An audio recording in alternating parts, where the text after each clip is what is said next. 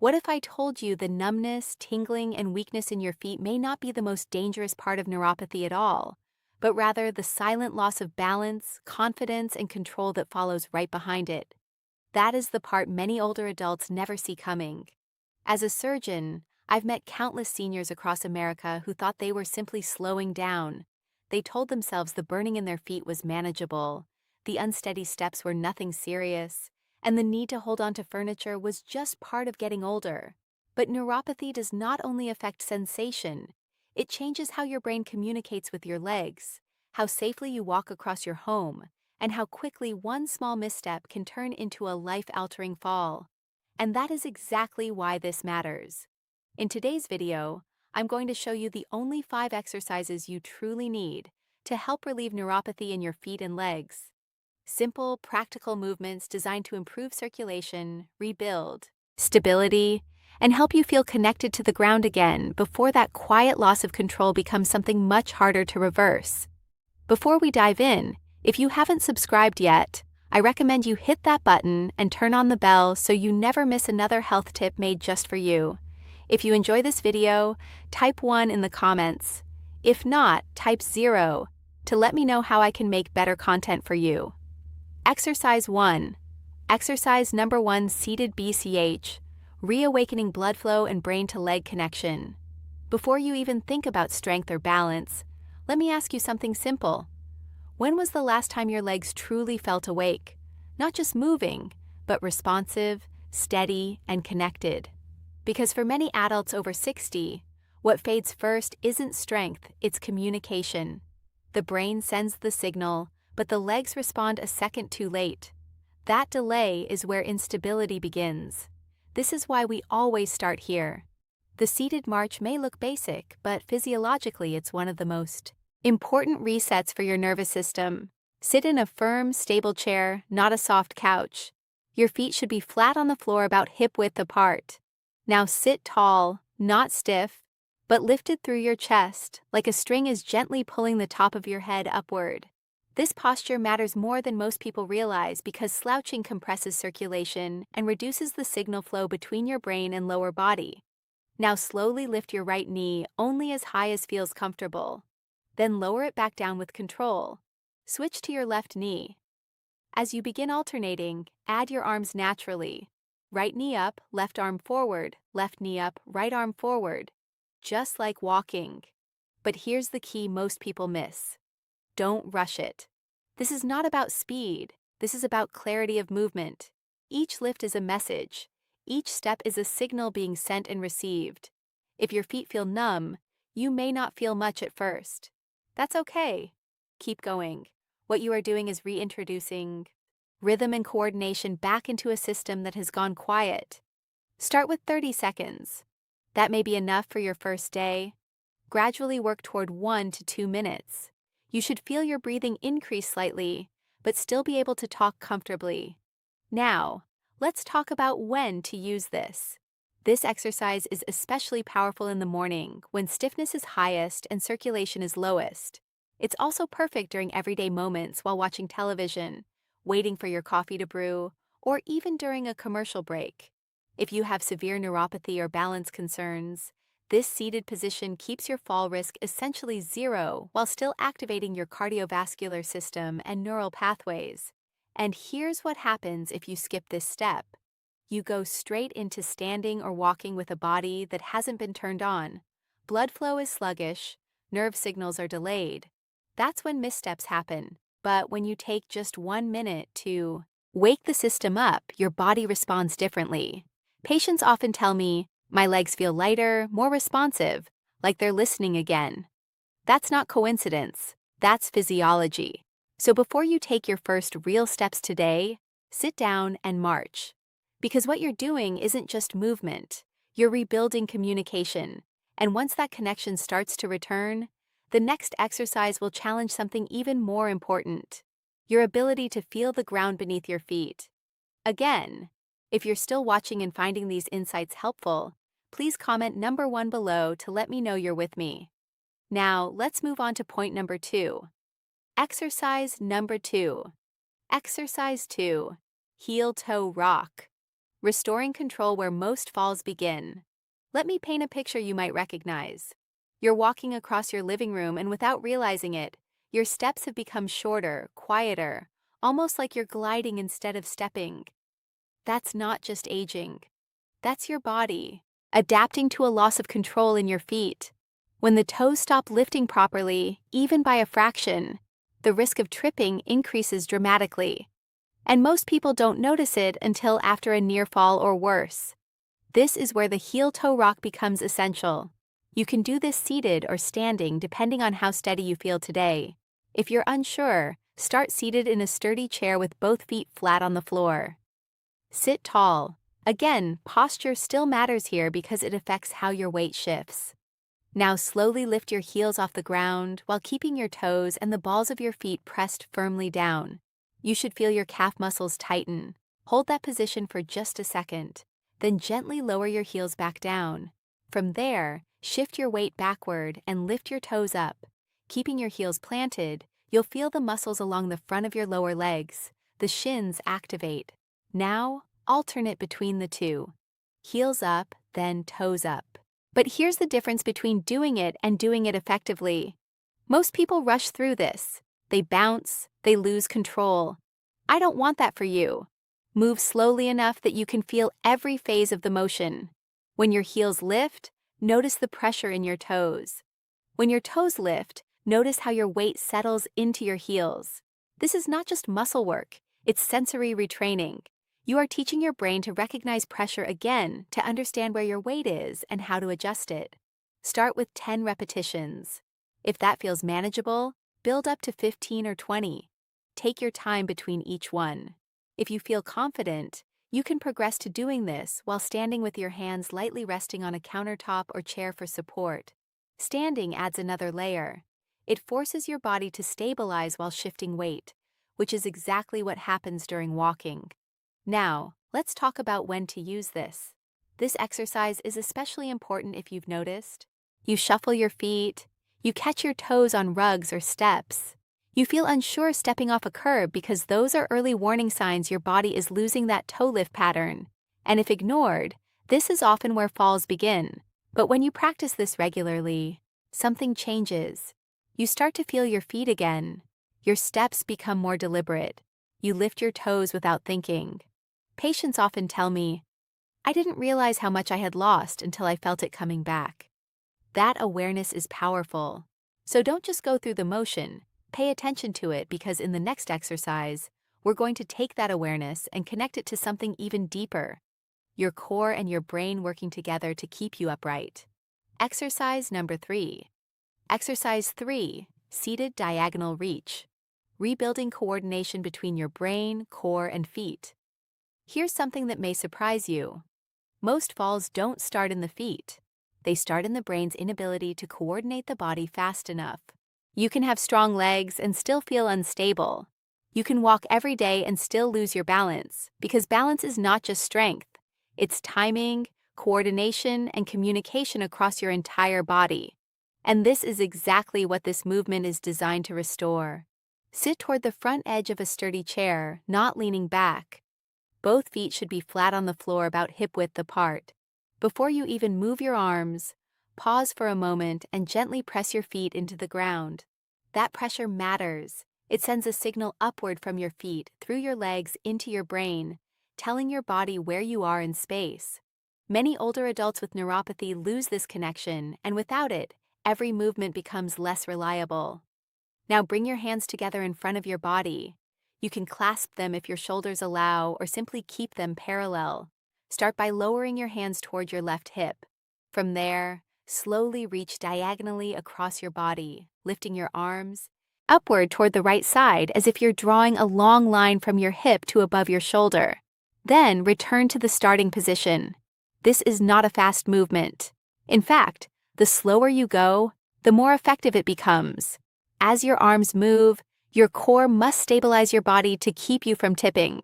At the same time, your feet remain grounded, constantly feeding information back to your brain. That's the magic of this exercise. It forces multiple systems to work together at once. Perform 10 to 15 repetitions on one side, then switch directions. right hip to upper left. Now, let's talk about what you should feel. You may notice your torso engaging, your balance subtly shifting even while seated. That's a good sign.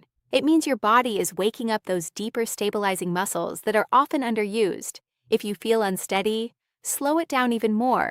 There's no benefit in rushing through this. And if you have shoulder limitations, reduce the height of your reach. The diagonal pattern is more important than how high you go. This exercise is especially important if you've experienced difficulty turning while walking, feeling off balance when reaching for something, hesitation when changing direction. Because those are moments when your brain and body must coordinate quickly. And if that connection is weak, that's when instability shows up. Now, here's the part many people overlook. If you avoid movements that challenge coordination, your brain gradually loses the ability to respond efficiently. It's not just physical decline, it's neurological disengagement. But when you practice this regularly, you begin to retrain that connection. Patients often tell me, I feel more in control, like my body is working together again. That's exactly what we want. So, take your time with this. Stay present with each movement. Feel your feet pressing into the floor, your core stabilizing, your arms guiding the motion. Because in the next exercise, we're going to take everything you've rebuilt here and challenge it in the one position most people fear the most, standing on one leg. If you're still watching and finding these insights valuable, please comment number 1 below to let me know you're here. Now let's keep going with point number 4. Exercise numbered 4. Exercise 4. Supported single leg stand. Rebuilding balance where it matters most. There's a moment many people don't talk about. That split second when you shift your weight onto one leg and feel a quiet wave of uncertainty. It might happen stepping out of the shower, climbing stairs, or simply turning around in your kitchen. That hesitation is not random. It's your body telling you that your balance system is no longer automatic. And this is exactly where we begin to rebuild it. Stand near something stable, a kitchen counter, a heavy chair, or even the corner of a room. In many American homes, the kitchen is actually the safest place to practice this because you have multiple surfaces within reach. Place one or both hands lightly on your support, not gripping tightly, just enough to feel secure. Now, shift your weight onto your right leg. But here's the key. Don't rush to lift the other foot completely off the ground. Instead, step your left foot slightly behind you and let your toes rest lightly on the floor like a kickstand. This small detail changes everything. It gives you stability while still forcing your standing leg to do the work. Now, soften your right knee. Do not lock it. When you lock your knee, you're relying on your joints and bones. But when you keep a slight bend, you activate the muscles in your thigh, calf, and ankle. Those are the muscles that actually protect you from falling. Hold this position for 10 to 30 seconds. And here's something I want you to pay attention to. You may feel your ankle making tiny adjustments, a subtle shaking, a constant correction. That is not weakness. That is your nervous system re-engaging. Those small movements are your brain and body having a conversation again. Rapid, precise, and essential for balance. After your time is up, switch sides. Now, let's talk about progression. If this feels too easy, try using just one fingertip on the counter. Eventually, you can try letting go completely for a few seconds. If it feels too difficult, place your back foot flat on the ground instead of just the toes. This widens your base and gives you more control. Always meet your body where it is today. This exercise is especially important if you've experienced feeling unsteady when standing still, needing to hold onto furniture, hesitation when stepping onto one foot. Because in real life, walking is just a controlled series of single-leg stands. And if your body cannot stabilize on one leg, even briefly, your risk of falling increases significantly. Now, here's the deeper truth. Balance is not something you keep forever. It's something you maintain. If you stop challenging it, your body slowly forgets how to do it. But when you practice this consistently, even for a minute a day, your confidence begins to return. You stand taller, you move with less fear. And that fear, that quiet fear of falling, is often what limits people more than anything else. So take your time with this. Stay focused, stay supported, because in the next exercise, we're going to shift our attention even further down to the smallest muscles in your feet, where many of these problems begin without you ever noticing. Exercise. Number 5. Exercise 5, towel scrunch. Awakening the small muscles your brain has forgotten. Most people think balance comes from the legs. But what if I told you it actually begins in your toes?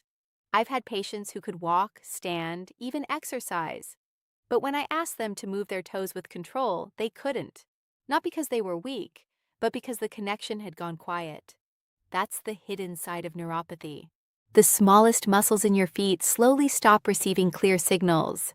And when that happens, your foundation becomes unstable without you even realizing it. This is where the towel scrunch becomes incredibly powerful. Sit comfortably in a chair. Place a small towel flat on the floor in front of you. If you're at home in the US, a bathroom hand towel or kitchen towel works perfectly. Now place one bare foot on the edge of the towel. Pause for a moment before you move. Feel the floor. Feel the fabric under your toes. Even if the sensation is faint, that awareness matters. Now, using only your toes, try to grip the towel and pull it toward you.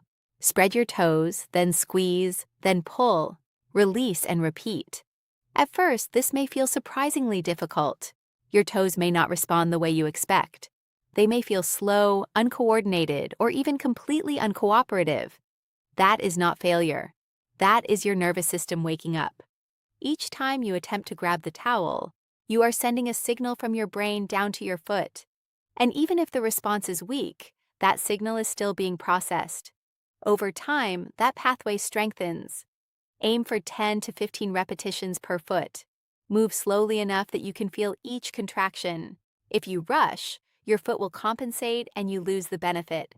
Now, let's talk about progression. If this becomes easier, you can replace the towel with small household items like marbles, coins, or even a pen. Try picking them up with your toes and placing them in a small container. This adds precision, which is exactly what your nervous system needs. This exercise is especially important if you've noticed your feet feel dead or unresponsive. You have trouble gripping the floor when walking barefoot. You feel unstable on uneven surfaces because those are signs that the fine control in your feet is fading. And here's the consequence. If nothing changes, your body begins to rely more on your eyes to stay balanced. You start looking down constantly. Your posture shifts. Your confidence drops. But when you rebuild control in your feet, something remarkable happens.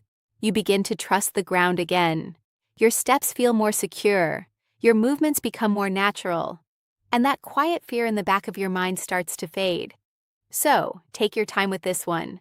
Stay patient, stay consistent. Because once you combine this with everything you've just learned, the real transformation begins. And in just a moment, I'm going to show you how to bring all 5 of these movements together into a simple daily routine that can change the way you move, stand, and live. Starting tomorrow morning. What you do daily determines how you'll move in the next 5 years. There's something I want you to think about tonight, not with fear, but with honesty. Your body is not as forgiving as it once was. What you ignore today doesn't stay the same. It quietly progresses. The numbness in your feet, the hesitation when you stand, the subtle loss of balance. These are not isolated issues. They are early signals, and if left unrest, they often lead somewhere very real. Falls, injuries, loss of independence. I've seen patients go from walking confidently to needing assistance in less than a year. Not because something dramatic happened overnight, but because small warning signs were overlooked for too long. As we age, the body becomes more vulnerable in ways that aren't always obvious. Even during sleep, circulation slows, joints stiffen, and nerve signaling becomes less active. That's why so many older adults feel unsteady first thing in the morning. It's not just stiffness, it's a temporary disconnection. And if you step into your day without reactivating that system, you are asking your body to perform before it's ready. That's when missteps happen. That's when accidents occur. In the most ordinary moments, getting out of bed, walking to the bathroom, stepping onto a rug. But here's the part that gives you control. Everything you've learned here is not about exercise for the sake of movement. It's about restoring communication within your body. blood flow, nerve signaling, coordination, balance, foot control. These are the systems that keep you upright, safe, and independent. And the truth is, they don't disappear suddenly. They fade gradually unless you actively maintain them. If you commit to these simple movements, even just 10 to 15 minutes a day, you are not just improving how you feel today. You are shaping how you will live 1, 3, even 5 years from now. Imagine walking into your home confidently without needing to hold on to walls. Imagine going outside without that quiet fear in the back of your mind. Imagine trusting your body again. On the other hand, if nothing changes, the path is predictable. Slower reactions, reduced mobility, increased dependence, and for many, a life that becomes smaller, more limited, and more cautious. This is not about doing more. It's about doing what matters. Understanding your body, adjusting your habits, protecting your future. Because independence is not something you wait to lose before you value it. It's something you preserve one small decision at a time. So starting tomorrow morning before your first step, ask yourself one simple question. Am I preparing my body for the life I want to keep living? These lessons are meant to inspire you to live fully and authentically. Now I'd love to hear from you. Take a moment to reflect and share one thing you've learned and plan to apply in your own life. Let's support each other on this journey toward embracing these truths. If you enjoyed this video, please leave a comment with 1. If not, feel free to comment with 0. Your feedback means a lot to us. Don't forget to like, share, and subscribe to our YouTube channel for more content like this. Thank you for watching, and here's to living life on your own terms.